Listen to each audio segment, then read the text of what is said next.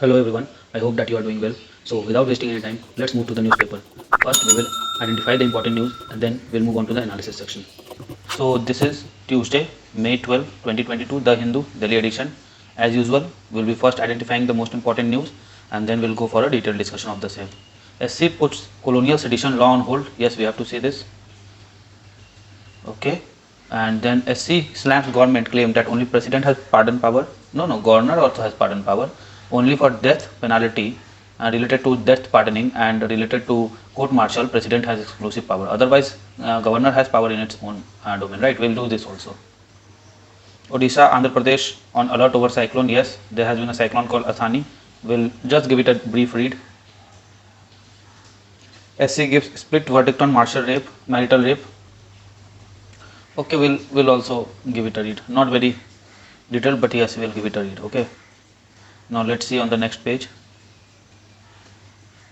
Now this is apathy. Waiting for framing of charges, women get bail after 9 years. Now this is case study for government apathy. Okay. So you can write it in your ethics answers. Okay. Let's see. Day after new friends colony demolition drive, a tree of stipple. Okay, not required. Not required. Not required. Not required. There is nothing here. No, nothing here.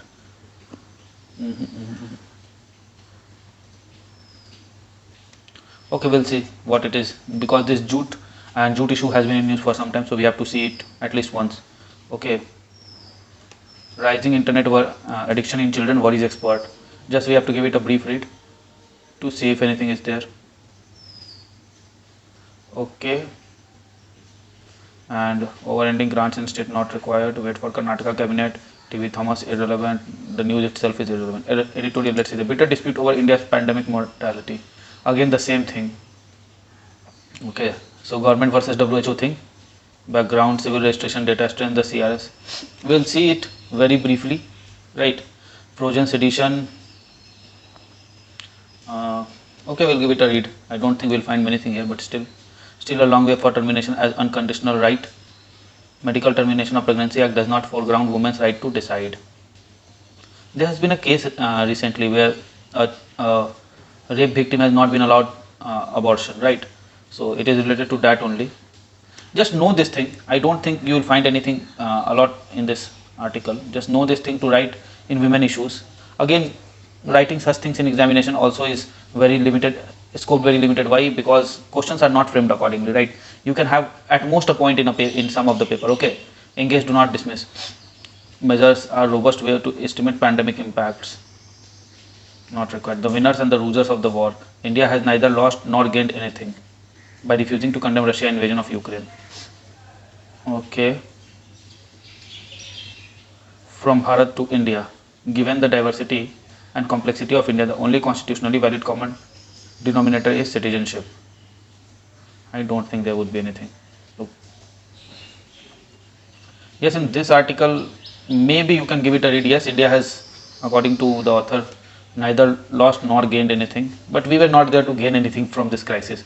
We have to protect ourselves, and Operation Ganga was successful. Okay. Industrialization in Tamil Nadu's development. The full context, a closer look at Tamil Nadu's manufacturing industry and not required. Okay, one thing can be done in this. What are the challenges of industrialization in India, right? Current challenges in industrialization. Just will give, okay, very briefly, we can do it, right? If required, then a shallow and deep ecologism. Okay, we'll give a read to the gist. Then let's see. Now bail is rule in 124A cases. A person cannot be incarcerated or charged under a currently non-existing penal provision. Okay. Okay, we'll give it a very brief read.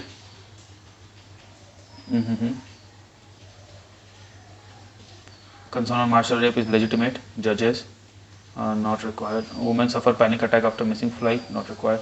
Chintan Shivir to focus on making Congress battle ready. Modi visit to Lumbini will be significant. Not required. Not required. Sena targets Somaya over illegal donations. Not required. Pandit Sukram is no, not required. CBI arrests 6 officials, 8 other in FCRA bribery case. Okay, whom they are not required. Social protection system Satyarthi. There is nothing here. Okay. Economy on brink of total collapse. Yes, Sri Lanka is on brink of total collapse. If not, the economy is not, Al Jazeera is not what we say, is not recovered, right? Al Jazeera journalist shot dead during Israel West Bank raid. Again, this is a bad news. Will appoint PM cabinet in a week, say Gotabaya. Okay. UK to defend Sweden if it comes under attack. No. Pussy Riot member flees Russia. Okay. Pakistan court asks intelligence not to arrest journalists, not required. Ireland wants UK against threat to Brexit protocol. Nothing wrong in China deal. Not required, nothing is here. Inflation is the biggest challenge now. Yes, we know that inflation is the biggest challenge, and it is also talking about stagflation. We have to see this. Rupee fell on a spillover effect of strong dollar. We have to see this also. I have already explained this day before yesterday, right? Okay. Shipper urged to use Indian ports as Colombo is in fluid state. Let's see. Tata's readying blueprint for battery firm. Okay. PV wholesale, photovoltaic wholesale drops. So not required. March fashion capitals. Okay. And there is nothing else here. Okay, so I think we have read. Yes. So with this we have finished identifying the most important news. Now let us go and start analyzing the same. Okay. So this is the first news. SC put colonial sedition law on hold. Okay. So the 124A, section 124A of IPC has been put on hold. Court suspend pending criminal trials under 124A. Fine. So whatever be the pending criminal trials under 124A has been suspended and allow center to reconsider the law. Day before yesterday only, court has said that center how long will center take to reconsider the law, right? Supreme Court on Wednesday suspended criminal trials and court proceedings under 124A of IPC while allowing the Union of India to reconsider British era law. All pending trials, appeals and proceedings with respect to the charge framed under 124A of IPC kept in abeyance. A 3-judge bench led by Chief Justice ordered. It was argued in a court that nearly 13,000 people were already in jail under the sedition provision. However, adjudication with respect to other sections of law, if any, would proceed if court concerned was of the opinion that no prejudice would be caused to the accused. Okay. A protest, how it started, let's see. Here trigger cases. First let's see the infographics, then we'll read. Now NCRB reports that says that 356 cases of sedition under 124A has been registered and 548 people has been arrested between 15 and 2020 with just 6 convictions. Okay, a look at few recent cases. There was this, a protest in Karnataka against a sedition case slapped on a school in January 2020 over a play performed by student.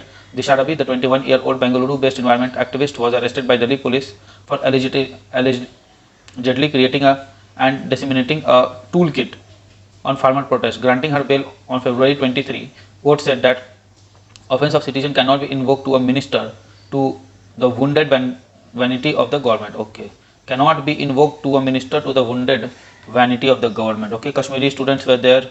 Okay, then Sarji Imam case, it is still undergoing. Kanhaiya Kumar case is still undergoing, right? The law minister talks of Lakshman Rekha. Nobody should cross the Lakshman Rekha and the court should respect the government and the legislature just as the government respect the court.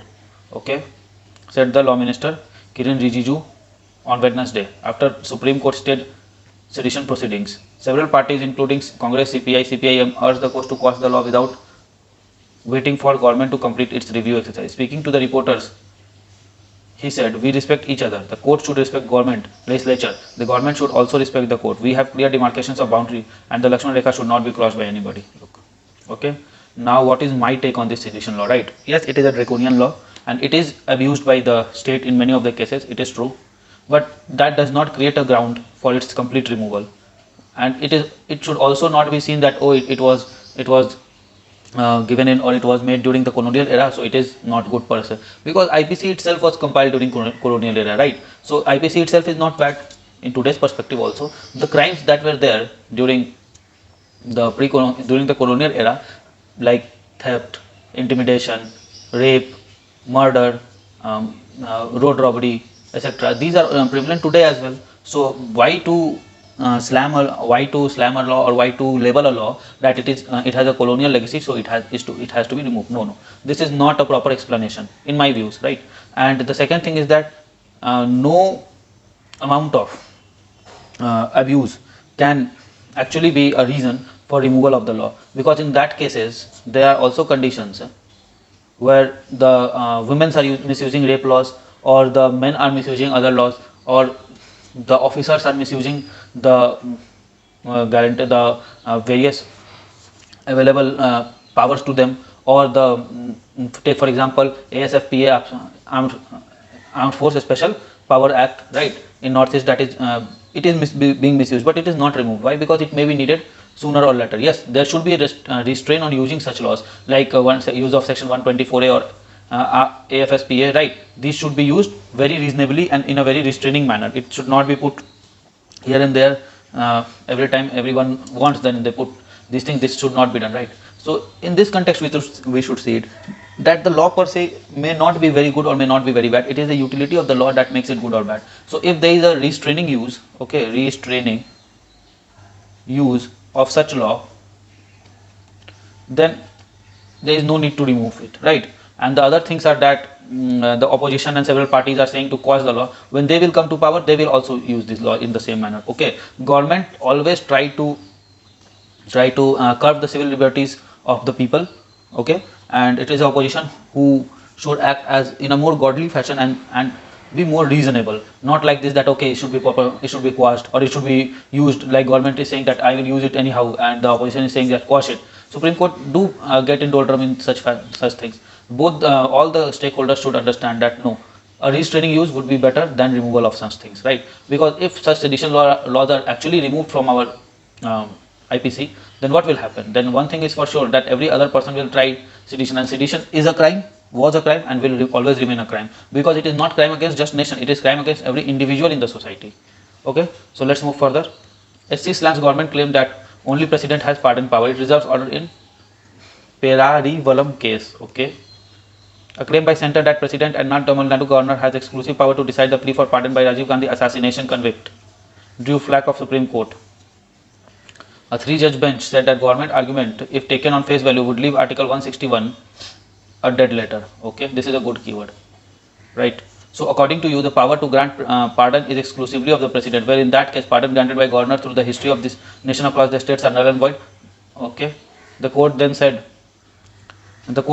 then by the center's logic, every murder case convict would have to move to the president for pardon. The end result of your submission is that all pardon granted by ICC offenses by governor and all the year are unconstitutional. If you try to accept your submission, it would mean that president would have exclusive power to grant pardon. So over a period of 70-75 years, all the pardon granted under Article 161 by the governor for IPC are unconstitutional. Okay, look, actually in practice this claim of center is wrong. It is true that Article 161 gives governor such powers, right, pardoning power under state list. Okay, but we have to understand this pardoning power of governor has a limitation. What is that limitation? Death pardon. And the second thing is what? The second thing is your court martial pardon. Okay, these two are exceptions. Now, if a person has been given a death sentence, it could only be pardoned by the president and not by the governor. And if the person has been court martial, then also president can pardon him. Okay, and this is under article, the presidential pardoning power is under Article 72. Okay, right? Let's see. Okay, according to power granted by you understand? So here there is nothing in this case, in the Rajiv Gandhi assassination case, there is nothing related to death pardon. Therefore, governor has the power here. Fine. Let's see the next news. Odisha and AP on alert over cyclone Asani. Asani may be briefly enter Andhra Pradesh and turn into the sea before petering out. Okay, these things are there. Give it a read. There is nothing much. Okay, marital rape. Two judge of Delhi High Court on Wednesday gave a split verdict on question of criminalizing rape within marriage, leaving law unchanged. Okay. Justice Rajiv, who headed the bench, struck down as unconstitutional the exception to section 375 of IPC, which says that sexual intercourse by a man with his wife aged 18 and above is not rape even if it is without her consent. However, Justice Hari Shankar rejected the plea to criminalize the martial rape, noting that any change in the law has to be carried out by the legislature since the issue requires consideration of social, culture and legal aspect. Yes, this is correct logic. The right to withdraw consent at any given point is in time forms the core of women's right of life and liberty, which encompasses her right to protect her physical and mental being. Justice Shakdher said, calling a change in 162-year-old law. Now, okay, this is a matter that has been in light since few months. We must understand two things. Yes, martial rape is bad. It is worse. It is a kind of worst kind of offense. Okay, Okay, but there are 3-4 things that need to be understood. That in case of martial rape, if it is criminalized, then what will happen? How would you prove that there has been a removal of consent? Maybe the consent was there, and after that, if some kind of problem arises between the couple, then the other person will say that no, there was no consent. So a mechanism to prove the consent or effectively prove that yes, there was a consent or no, there was no consent is very difficult, and this will make this marital rape law very draconian, right? This will lead to a kind of legal terrorism from either person, right, from the male or female. Because look, and again one more thing is there, that it is marital rape is more or less gender biased. Okay, not biased, gender, yes, say gender biased. Okay, fine, gender biased towards females. Okay, there may be condition where males do not want to give the consent and females means the opposite case can be there, and in such cases there won't be any protection to the men, right? So these two things are there. What are the two things? Proving, okay, not proofing, proving. Okay, proving consent, that is mechanism is missing, and second, gender biasness. So it should be made gender neutral first, and second is a mechanism needs to be developed and it needs time. We cannot go and make every law null and void in our from IPC. It would just lead to a more a society with more chaos. Okay, so we have to understand this.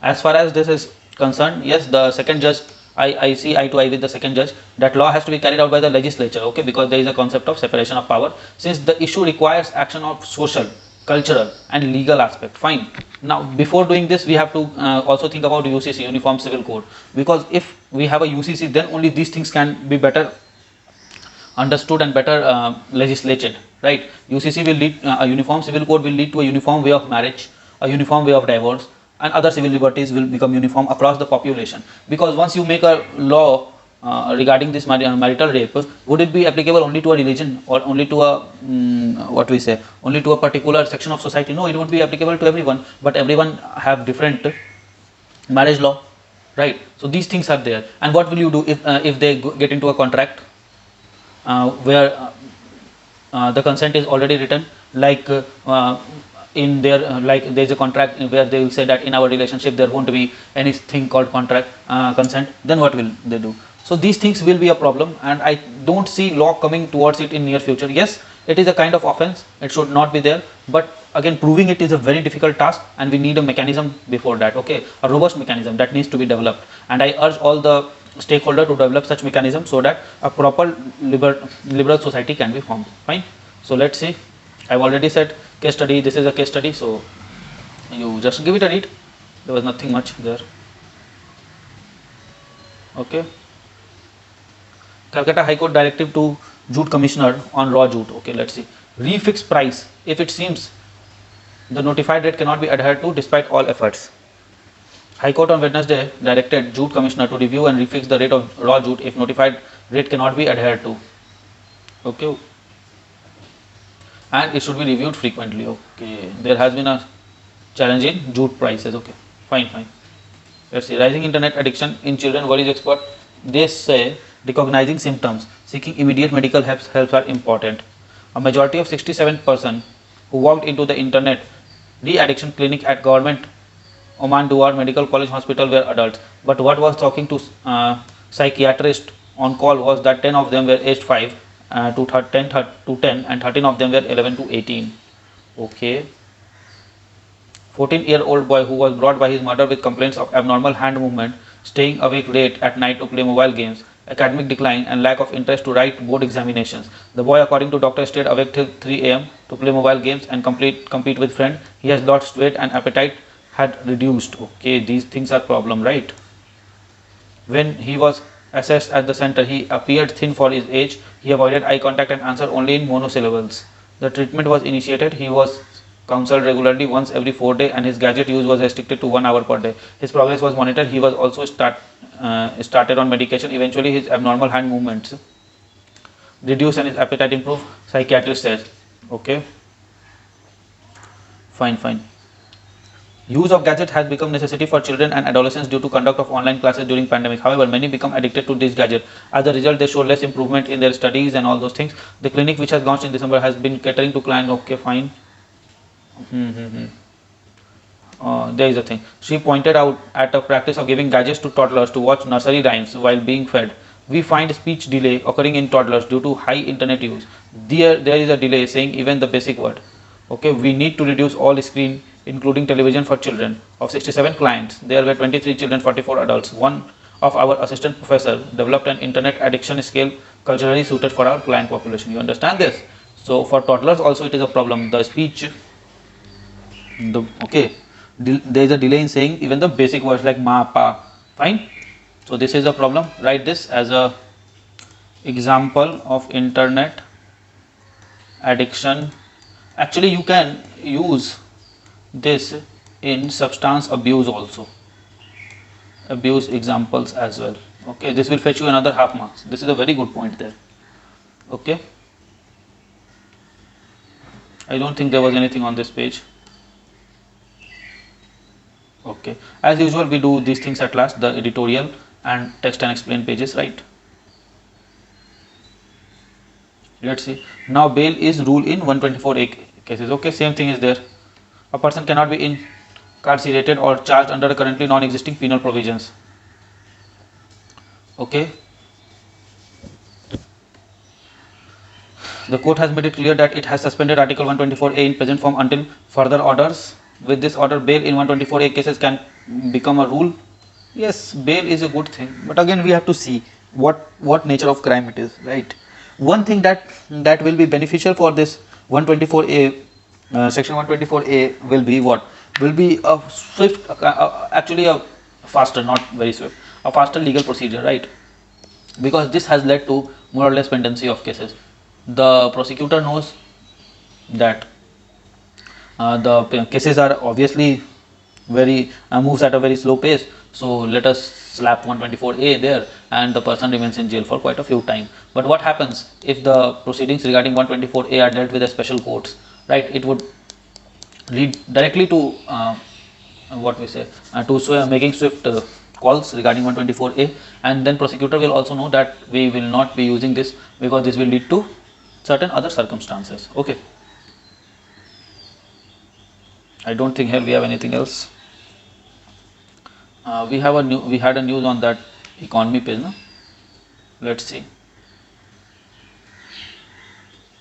Inflation is the biggest challenge now. Okay, let us see. Interest rate increases to stem rising prices could, however, dent fledgling demand recovery, says official. Inflation is now the biggest challenge for Indian policymaker rather than US Fed Reserve's taper program, and measures like interest rate increases to stem rising prices could dent the fledgling consumption demand recovery from pandemic, not just in India but globally, a senior officer said on Wednesday.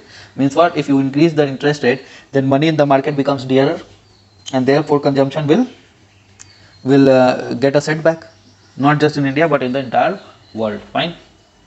The NSO is set to release April retail inflation, means CPI. So NSO brings out CPI on Thursday. Inflation measured by CPI has surged to about 7% in March, third month in which it has been above the tolerance level of 6%. Okay, the biggest fear right now is inflation, and we have started to tackle it, the official said. In an off-cycle move that last week, RBI raised the key interest rate by 40 basis points while retaining the accommodative policy stance. Okay, accommodative policy stance has been retained. Nearly 7% inflation point print in March came from 4 days after RBI review, and all those things are there. Okay, all central banks going to do their best to drive inflation down, but in the process they run a risk of driving down whatever little demand has been there post pandemic. You understand this? Now if you increase the interest rates, then money available in the market is what? It is reduced, and in what happened in pandemic, the out of pocket expenditure for the consumer has been very large. So in practice or in principle, most of the consumer are lacking money. So and they will be what? They will be taking money from the market somehow or the other. So what will happen? If you increase the interest rate, the money in the market becomes dearer, and hence the consumer will get low money, and this would lead to what? This would lead to backlash in the demand. Okay, and you understand this? If there is a backlash in the demand, means demand is low and inflation is high. Okay, and if demand is low, then what will happen? Production will become low. Won't it lead to stagflation? We'll see how. Currently the inflationary forces that are hitting us and the rest of the world are outside everyone's hand, and 3/4 of the items of our CPI are at risk due to war in Ukraine. 3/4, you understand?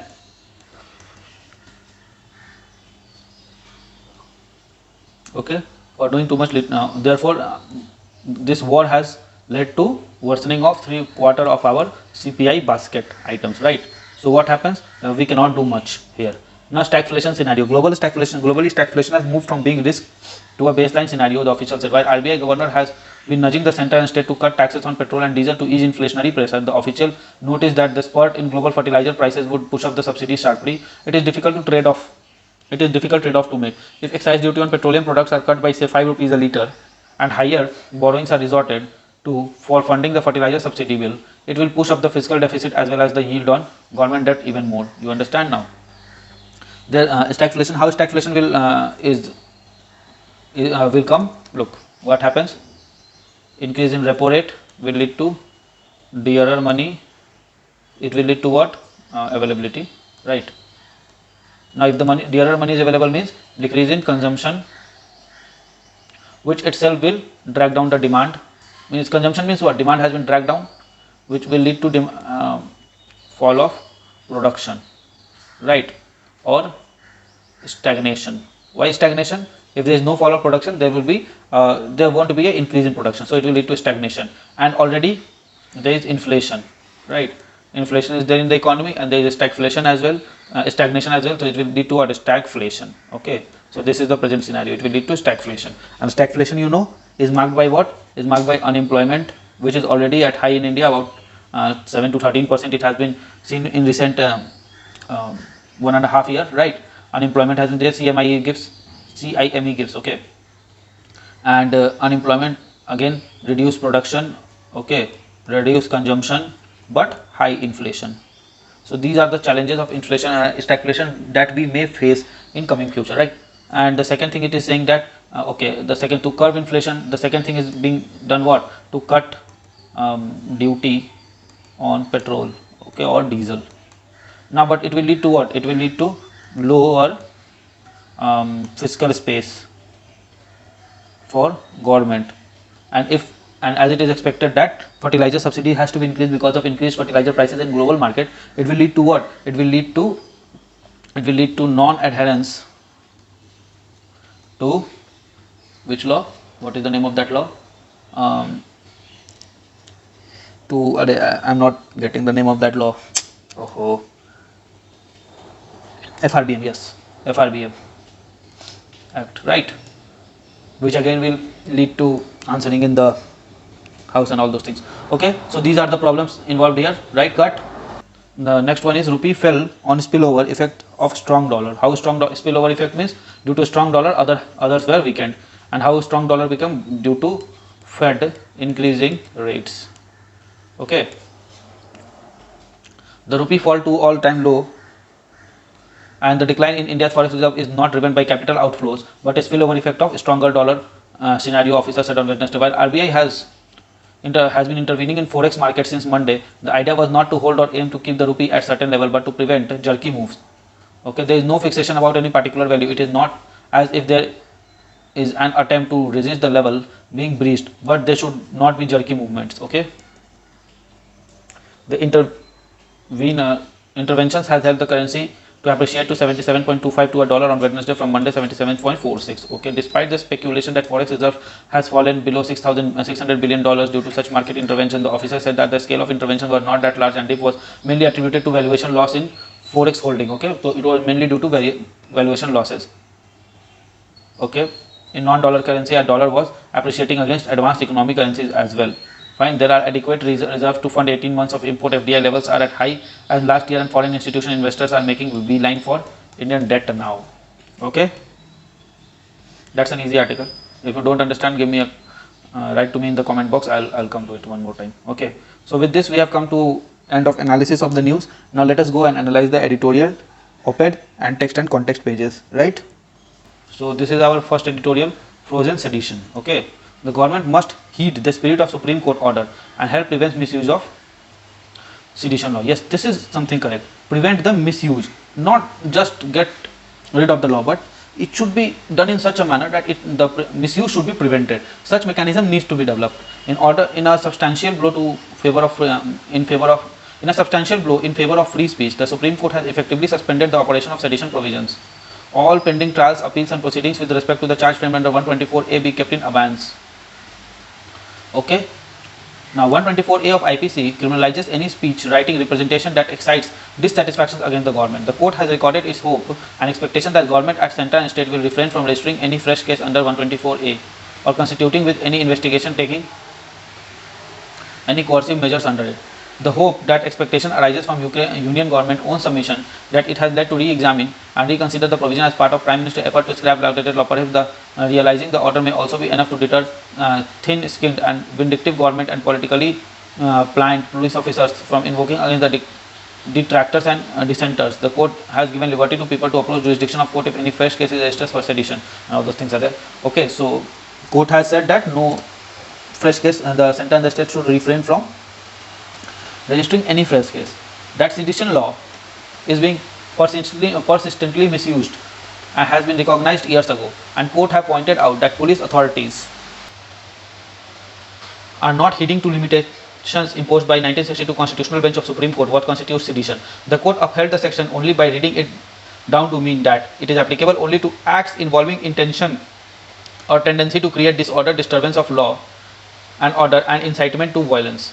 In practice, the police has been using the broad definition of sedition to book anyone who criticizes the government in strong and strident language. The question now before court is whether it ought to overrule a decision rendered by the 5-judge bench 60 years ago. If it chooses to do so and strike down 124A as unconstitutional restrictions on free speech, it may help larger cause of preventing misuse of provision relating to speech-based offences. However, the government may choose to prevent such situation by amending it so that the offence is narrowly defined to cover only acts that affect the sovereignty, integrity and security of the state. Fine. When the government submitted that it was revisiting the provisions on its own, it was expecting only an indefinite postponement of the hearing on the constitutional validity of section 124A, but it now must heed the spirit of the order and take effective steps to prevent the misuse. Yes, this is correct. That yes, it would be good if 124A is declared unconstitutional, but it would be better if the government try to define this word sedition more narrowly and point out that what things will lead to seditions, right, would be covered under this sedition law. This would be a better thing. Getting rid of a law just because it is being misused is not good per se, because you may need that law anywhere in the future. Okay, and also it creates a proper deterrent for the people not to go against the state. Okay, because any crime against the state, and that too of the order of this thing, right, sedition, is a crime against all the citizens of India, right? Now let's see one more thing. This article I said will be doing it very shortly, okay, in a very short fashion. The bitter dispute over India's pandemic mortality. So why is this dispute? Because we don't have a proper civil registry system, okay, right? So it must be it is there, but it is not properly developed. So proper development, okay, use of technology for immediate updation, right? These two things are needed. Okay, let's move. Civil, look, it is also given civil registration data, standard the civil registration system. Okay, fine. So same thing is there. Give it a read. I don't think you will find many important thing here. Yes, as far as this is concerned, whenever a question on health comes, then CRS becomes very important. Okay, so this is way forward for that. Okay, and this can be an example. Pandemic mortality can be an example of weak CRS. Fine. I've already done this. Still a long way for termination as unconditional right. Despite amendments, MTPA does not foreground women right to decide. Okay, this can be written in the women issues. Now, the winners and losers of the war. We'll be doing it very briefly. Russian President Vladimir Putin has lost the war by not winning. Ukrainian President Zelensky has won the war by not losing. India has neither lost nor won. The war is not over yet. The US Secretary of State believes that it will likely to go until the end of the year, probably beyond that. Nonetheless, it is possible to arrive at preliminary balance sheet of the war at this stage. The Ukrainians and Putin. The biggest loser are the people of Ukraine. They have been extremely brave and resilient. Fine. And their leaders has done an unbelievable job. Their country is devastated, flattened in large area. Many lives has been lost. Millions have been uprooted from their homes and familiar surroundings. Children will be in a state of trauma for many years. It will take years and billions of dollars to rebuild their country. The funding will come, though not perhaps in the form of grants. Industries in West will make billions helping in the reconstruction of Ukraine. The other big loser is President Putin. This is a many-sided loss for him. He expected his mighty army to occupy Kyiv in quick time and install friendly regime. The fact that his foreign minister has now brought nuclear weapon into equation is a sure sign of desperation. Mr. Putin has lost the face with the own people. We won't know the number of casualties in his army has suffered until much later, if ever, but the body bags have started arriving. His armed forces have underperformed. Perhaps they were not expecting to be pushed into the war all of a sudden. Mr. Putin has irretrievably lost the trust and friendship of Ukrainians. They will remain for a very long time hostile and bitter towards Russia. His war has produced exactly the result that he did not want it, for which he launched the war. Ukraine has got closer to the West. Ukraine will certainly be admitted into European Union, perhaps not tomorrow but in near future. Mr. Putin has lost credibility with his peers as well as with nearly everyone.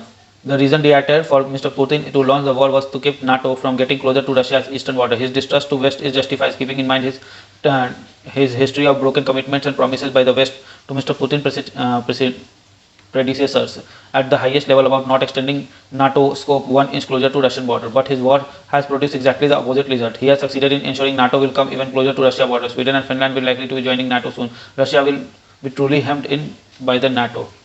Again, for the West, the biggest winner is West. President Putin watched with satisfaction the rift in transatlantic alliance with which former US President Donald Trump has caused. Mr. Putin thought he would widen the breach. His expectation, a reasonable one, was that the countries such as Germany, which given their dependence on Russian energy sources, will refuse to go along with US President Joe Biden sanctions on Russia. But once again, Putin managed to produce the opposite result.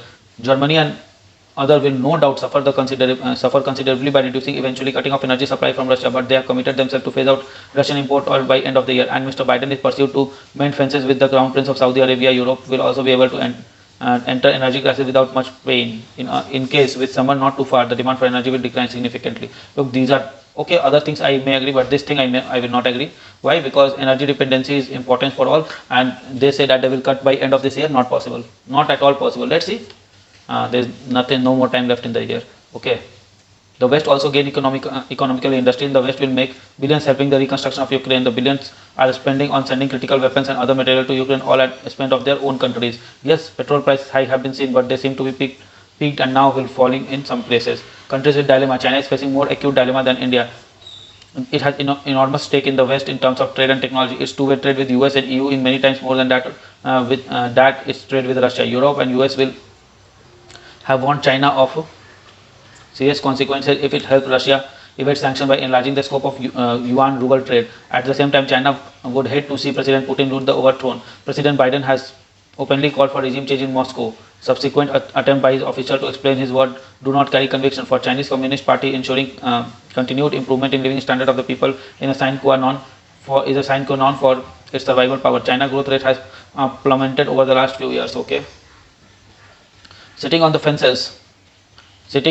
has not cost India so far. India has certainly displeased the US and other Western countries with its neutral or non-aligned posture in the world. It has not supported a single resolution on Ukraine. However, the US has been restrained in expressing its disappointment with India. India seems to have concluded that US will continue to be patient with it given American strategy to contain China, for which India's participation is vital. The fact that US has chosen not to penalize India as it has Turkey, a NATO ally, for purchase of Russian anti-missile system S-400, and that is turning to a blind eye to India's buying Russian oil in large quantities, that too in rupee ruble agreement, shows that India's position is not cost us anything, at least for the present. Nor has India gained anything. Yes, Russia thanked India for independence times, but such thank yous do not mean much in international relations. We are getting Russian oil at discounted price, but Russia needs to sell its oil. Even if we had made forthcoming condemning Russia invasion of Ukraine, there would have been no negative consequences. Like US, Russia also needed India.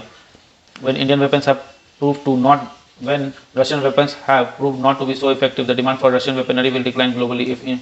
If not India, who else will be buying Russian hardware in large quantity? India's failure to deplore Russia's threat to introduce nuclear weapons in equation is deeply disappointing. Yes, this part is deeply disappointing. India could have condemned that no nuclear, please. Okay, they would have said that we don't want any nuclear out here, so please put your nuclear back in your arsenal. But India has refrained from that. Yes, but other stances of India is correct. We will not take others' war into our own territory. We do not require it, because we have our own problem. We have an Afghanistan that is turbulent. We have a Pakistan that wants a 1,000 cut that follows a 1,000 cut strategies against India. We have a Bangladesh. We have a Sri Lanka that is unstable. We have a Nepal that is always playing China card. We have a Bhutan that has now opened an embassy with Israel. We have a Myanmar that has infiltration problems are there in the northeast from that side. So we have our own problem in the subcontinent. We do not want the problem of other continents like Europe to enter in our subcontinent, right? Now let's see if anything else is left on this page. Now let's see on the text and context page. Industrialization in Tamil Nadu's development, current challenges. Look, lack of quality employment in manufacturing industry, yes, this is a challenge. Dependence on migrants labor is a challenge. Now we'll see solution and challenges we will read. In an open economic environment, the policy focuses more on expansion of volume output may sustain manufacturing in the long run. Competition based on primarily on low wage cost may lead to situation where return may continue to fall even as output and employment expand. To arrest the possibility of such emerging growth, okay, there is nothing out here. Just note these two things: dependence on migrant labor and lack of quality employment in manufacturing industry. These are two of the problems. Employment and education is also one problem. Okay. Shallow and deep ecologism. The fashionable fight against the pollution and resource depletion is shallow ecologism. Okay, the fashionable fight against pollution and resource depletion. The fashionable. Why fashionable? It's okay. Exponents of philosophy believe that continuing our present lifestyle, but with a specific tweak aim at minimizing the damage to the environment. Okay. So continuing our lifestyle, but changing it a little bit so that it becomes sustainable and less damaging.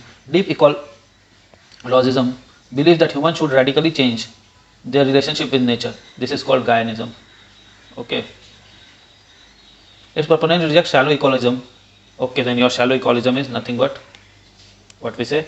One is Gaianism, other is accommodationist. Accommodation.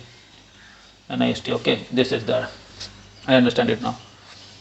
Okay, human about the form of life, subsequently preserving the environment destructive way. A narrow focus on pollution and conservation movement is counterproductive. A holistic perspective is needed, which acknowledges the regional differences and disparities between the and under the development. Okay, fine. So what is this narrow, shallow and deep ecologism? Shallow means present lifestyle plus accommodate nature's protection. Deep means radical change in lifestyle,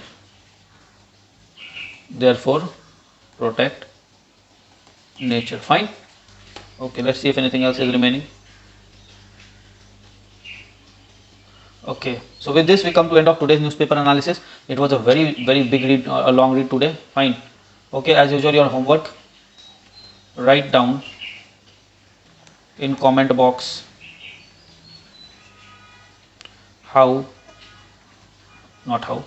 which article you will use and in which answer, right? You know I read each and every comment, and before closing today's session, let me remind you and let me request you to subscribe our channel, to give it a thumbs up. Okay, you subscribe our channel, Okay, give it a thumbs up, comment below, like our work. Okay, we'll be bringing up this Hindu newspaper analysis daily for upcoming say 13, 14, 15 months. As per now, it is decided that for over a year we'll be doing this. So get in tune with us. You will not regret that you are wasting your time. We will be doing it on a daily basis, probably with some glitches like 1 or 2 days in a 2-3 months, right? Okay, so with this note, I am ending today's newspaper analysis. I hope you like it. So friends, I really hope that you like this video. If you like this video, give it a thumbs up and don't forget to subscribe our channel and share this video with your friend. Follow us on Telegram as well. Also, keep studying hard, keep following your dreams and keep tuned to our channel. Comment below for any suggestion. Till then, goodbye, good luck, keep studying hard.